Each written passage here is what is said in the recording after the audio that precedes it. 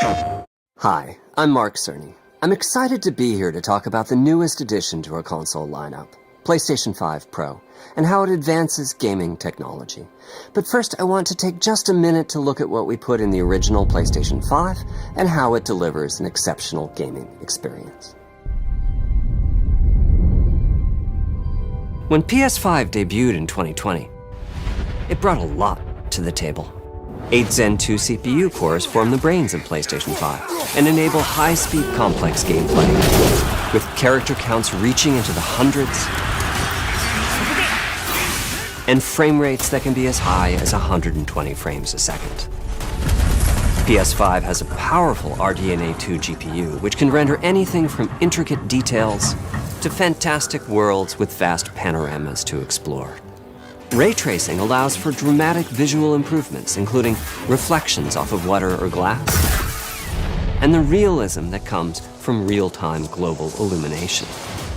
A custom SSD can load data at breathtaking speed, resulting in ultra-fast transitions between game worlds and data streaming rates so high that traversal speeds are essentially unlimited. You okay? I'm working on it! Tempest 3D audio tech brings an unparalleled sense of immersion to the sound of the games. With audio so real, you may not even need to see the enemies to know exactly where they are. Finally, the DualSense controller has haptics that let you feel through your hands what your character is experiencing inside of the game. It's wonderful to see such variety and richness of game experiences. Creators have made amazing use of the hardware capabilities, but when I talk to them, I do hear about their desire for more graphics performance. The dreams of the developers are bigger than can be supported at 60 frames per second, and that leads to an aspect of modern gaming that we're all familiar with: graphics modes. It can be a difficult choice for players. Fidelity modes emphasize the visuals, typically through higher resolution rendering.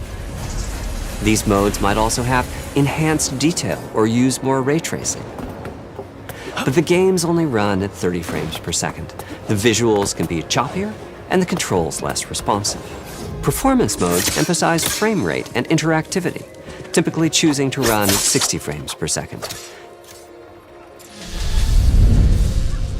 mainly by reducing the graphical detail until those frame rates can be achieved. When asked to decide on a mode, players are choosing performance about 3/4 of the time.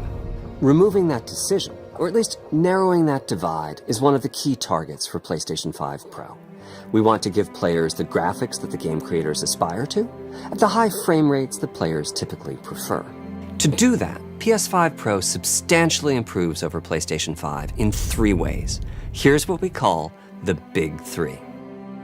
First, we made the GPU much larger and increased the speed of the memory it uses. The result is rendering that's up to 45% faster. Second, we made major upgrades to the ray tracing, taking a streamlined and accelerated approach that allows calculation of the rays at double or even triple the speeds of PlayStation 5. And finally, we added custom hardware for machine learning and an AI library called PlayStation Spectral Super Resolution, or PSSR for short. PSSR analyzes the game images pixel by pixel and can add an extraordinary amount of detail, which boosts the effective resolution of the games. Game creators are adding PS5 Pro support to new and existing titles, and with the Big 3 involved, the results can be pretty amazing, with graphics showing something like fidelity levels of detail, but at double the frame rate. Here's The Last of Us Part 2 running on PS5 Pro. It has huge amounts of detail and targets a super smooth 60 frames per second. Let's compare this to the fidelity mode on PS5, which is only running at 30 frames per second and is therefore much choppier. Don't stop! We gotta lose. This goal of delivering almost fidelity-like graphics at performance frame rates has been achieved for a broad set of titles, including Marvel's Spider-Man 2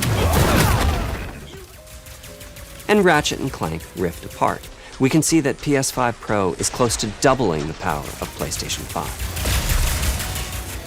Another way to compare the two consoles is to look at PS5 Pro versus Performance mode on PS5, both of which target 60 frames per second. What we see here is a difference in detail.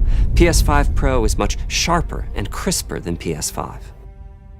For this, my favorite is the parade scene from Ratchet & Clank.